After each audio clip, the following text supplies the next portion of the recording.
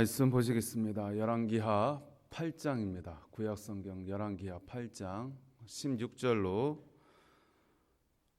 29절 마지막 절까지 보겠습니다. 구약 574면 574페이지 근처에 있습니다.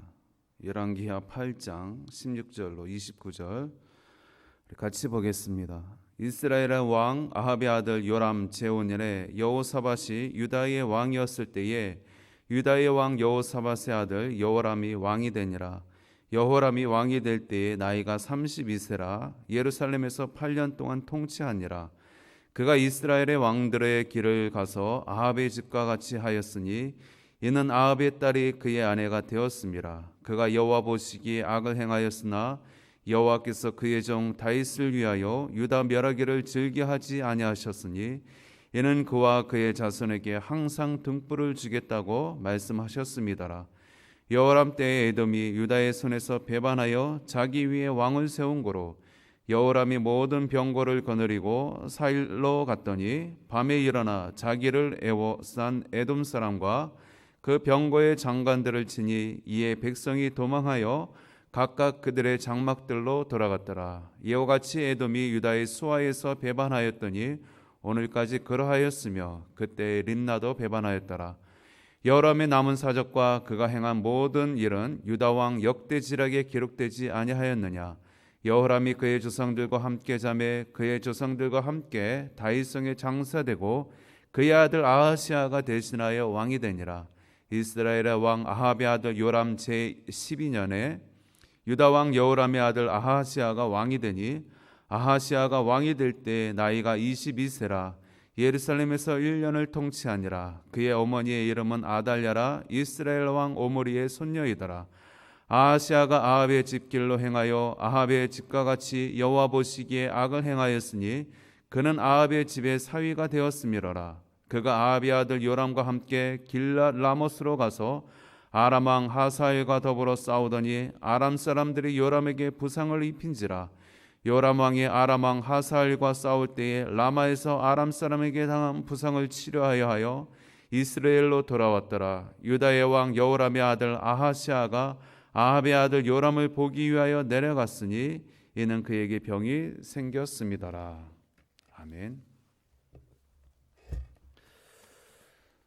오늘 말씀을 보면 열왕기서 가운데에 이제 이 열왕기하가 시작된 이후로 줄곧 북이스라엘의 왕위의 역사에 대해서 이야기하다가 유다 왕조의 이야기를 하고 있는 것을 보게 되어집니다.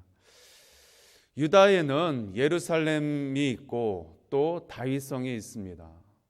하나님의 성전이 있습니다. 그래서 이 남유다 같은 경우는 신앙적으로 북이스라엘보다 좀 나은 것 같은 그런 환경이 있습니다. 그럼에도 불구하고 오늘 말씀에 보면 오늘 말씀에 유다 왕이 두 사람이 등장합니다. 여호람 왕과 그의 아들 아하시아 왕이 등장을 하는데 이들도 북이스라엘의 특별히 이 아합 왕조와 별반 다르지 아니하는 모습을 보게 되어지는 것입니다. 그 이유가 무엇입니까? 하나님이 보실 때 악한 왕이었던 이 아합과의 정략적인 그러한 관계 때문에 그러하였다라고 본문은 소개하고 있는 것입니다. 18절 말씀을 다시 보겠습니다. 그가 이스라엘의 왕들의 길을 가서 아합의 집과 같이 하였으니 이는 아합의 딸이 그의 아내가 되었음이라. 그가 여호와 보시기에 악을 행하였으나 그랬습니다. 오늘 이 남유다의 아람 왕이 요람 왕이 등장을 합니다. 요람 왕 들어본 이름이지 않습니까? 북이스라엘의 여호람 왕과 동명이인인 것입니다. 북이스라엘에 여호람 왕이 있습니다. 그의 조카가 바로 이 요람 왕인 것입니다. 이름이 똑같습니다. 요람, 여호람 같은 말입니다. 오늘 본문에서는 그 이름을 헷갈리게 않게 하기 위해서 이 남유다를 요람 왕 이렇게 소개를 하고 있는 것입니다. 어찌되었든 이 남유다의 이 여호람 이 왕이 아합과의 관계가 이어지는데 바로 그 아합의 아내, 오늘 본문에는 어떻게 소개를 하고 있습니까? 오므리의 손녀라고 이렇게 이야기하고 있습니다. 오므리의 손녀 아합의 딸, 이 아달랴라고 하는 그 여인을 맞이함으로 인하여서 아합의 길로 행하였다, 그렇게 하고 있는 것입니다. 아합의 길이 무엇입니까? 대표적인 것이 무엇입니까? 우상 숭배인 것입니다. 특별히 바알을 중심으로 우상을 숭배하고 또 하나님이 싫어하시는 그러한 계명들을 어기는 그러한 일들 가운데 나아갔던 것입니다. 바로 이 유다의 이 여호람 왕이 그의 아버지의 그러한 정략적인 결혼을 시킴으로 인하여서 이제 이 여호람 왕이 이 아달랴를 취함으로, 아합의 딸인 아달랴를 취함으로 인하여서 이 남유다에도 그 정신이 계승이 되는 것입니다. 우상을 끌어들이고 또 우상을 통해서 도덕적으로 하나님 보시기에 악한 일들을 행하고 또 거기에서 여러 가지 죄악된 일들이 파생되어지는 결과를 낳게 되어지는 것입니다. 그래서 역대하 21장 11절에 보면 이 남유다의 여호람 왕이 어떻게 행하였는가 대표적으로 이 역대하 21장에 보면 소개를 하고 있는데요. 한번 보겠습니다. 여호람이 또 유다 여러 산에 산당을 세워 예루살렘 주민으로 음행하게 하고 또 유다를 미혹하게 하였으므로, 북이스라엘의 이 아합 왕과 또 그의 아들들이 행한 것처럼 이 유다의 여호람 왕도 지금 그 아내를 통하여 그 정신이 계속 이어져 나가는 것입니다. 즉 이 남유다에도 산에 산당을 세워놓고 우상을 세워놓고 또 절을 하게 하고 또 그것을 통하여 그 우상 숭배의 풍습 가운데에 음행하게 하고 그런 일들을 죄악으로 미혹해 하는 일들의 대표 선수가 되어버린 것입니다. 그렇게 된 환경 가운데 그 모든 여호와 보실 때 악의 근원이 바로 아내를 잘못 두었다. 이 아합의 딸인 아달랴를 자신의 아내를 둠으로 인하여서 그런 악이 파생되었다라고 하고 있는 것입니다. 이 남유다의 여호람 왕의 아버지는 여호사밧입니다. 이 여호사밧 왕은 그래도 남유다 가운데에 믿음의 왕으로 일컬어지고 있습니다.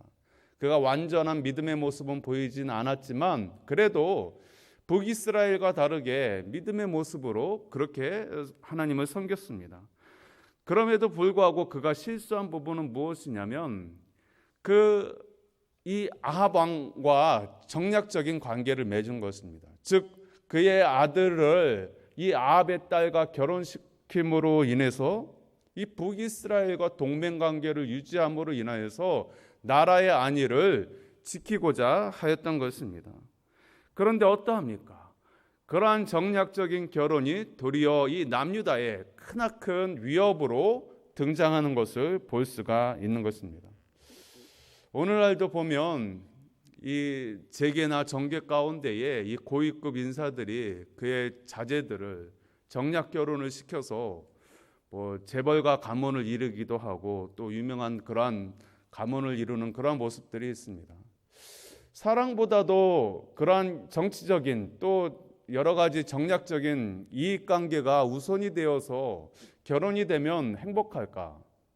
많은 경우 그렇지 못한 것을 보게 되어집니다. 그래서 중간에 헤어지기도 하고 또 사회적으로 큰 이슈와 파문을 일으키는 그런 모습을 볼 수가 있는 것입니다.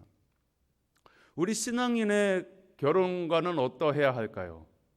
우리도 세상 사람들처럼 일반인들처럼 또 고위급 인사들처럼 그렇게 이해관계나 정략적으로 정치적으로 그렇게 우리가 남과 여가 만나서 한 가정을 이루면 행복할까? 과연 그것이 옳은 것일까? 의문이 든다라는 것이죠. 우리 믿는 사람들마저 그러한 정신으로 우리의 자녀들을 결혼시킨다라고 하면 그것은 잘못될 수밖에 없는 것입니다. 어찌하였든 우리들의 우선순위는 신앙이어야 하는 것입니다. 하나님이 뜻이어야 하고 하나님이 기뻐하시는가, 하나님이 근심하시는가, 거기에 선택권을 두어야 하는 것입니다. 그러나 불행하게도 아쉽게도 오늘날 신앙인의 모습을 갖춘 성도들도 우리의 생각이, 우리의 가치관이 많이 세상을 닮아 있는 것을 보게 되어집니다. 배우자를 선택할 때도 그 사람의 신앙관, 믿음을 먼저 보는 것이 아니라 그 사람의 배경이라든가 학력이라든가 능력이라든가 집안이라든가 뭐 그런 것을 먼저 보는 경우가 흔하지 않습니까?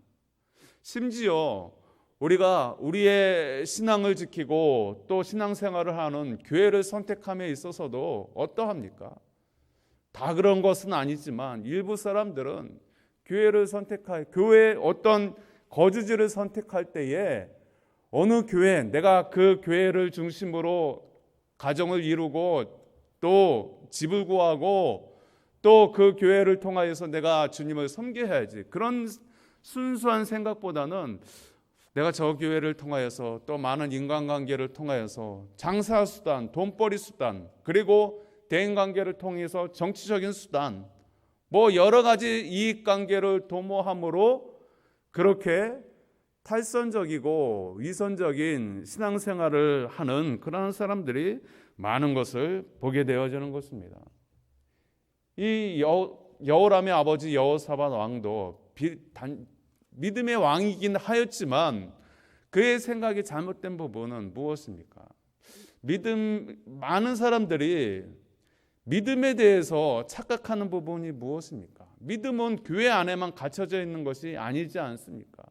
우리의 믿음은 교회뿐만 아니라 우리의 가정에서도 믿음이 있어야 되고 직장에서도 우리의 모든 삶의 전반적으로 믿음의 모습이 있어야 하는데 많은 이들이 이율배반적으로 그렇게 생활을 한다는 것이죠.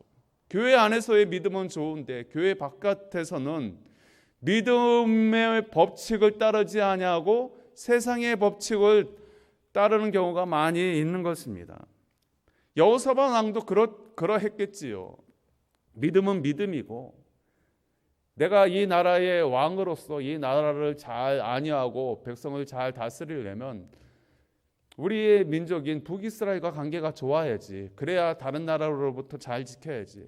물론 맞는 말이지요. 그런데 어떠합니까? 이 북이스라엘의 사정이 좋지 않은 것입니다. 특별히 이 아합 왕조는 하나님 보실 때 악한 왕조입니다. 우상이 가득하고 하나님의 백성들을 잘못 이끌고 있습니다. 거기에 군사적으로, 경제적으로, 정치적으로 동맹을 맺는들 하나님이 이 여호사밧의 믿음을 순수하게 보셨지만 그의 그러한 모습을 통하여서 변질되고 있는 것입니다. 그래서 말씀에도 있듯이 그의 아들 여호람이 왕위에 올랐을 때에 그가 악할 수밖에 없었던 원인이 무엇이라고 하고 있습니까? 그 아합의 딸을 취함으로 인해서 그가 악하게 되었다라고 그렇게 이야기를 하고 있는 것입니다. 그래서 그의 여호람 왕도 평탄치를 못했습니다. 8년 동안 예루살렘에서 그가 통치를 하였지만 말씀해 보면 그 에돔 나라는 이 유다의 속국으로 있었습니다. 그런데 이 에돔 나라가 이제 변절을 함으로 인하여서 그 백성들이 또 각기 다 돌아가는 그런 일들을 겪게 되어지고요. 또 아람 나라가 이 들어옴으로 인하여서 이 왕궁을 쑥대밭으로 만들고 또 그것으로 인하여 근심하다가 이 여호람 왕은 이 중병에 걸려서 그렇게 죽어갈 수밖에 없는 그러한 모습을, 비참한 모습을 보이고 있는 것입니다. 한 사람을 잘못 들임으로 인하여, 우상을 끌어들임으로 인하여, 잘못된 생각으로 인하여 오히려 불행을 자신뿐만 아니라 나라의 불행까지 가져오게 되는 것을 보게 되어집니다.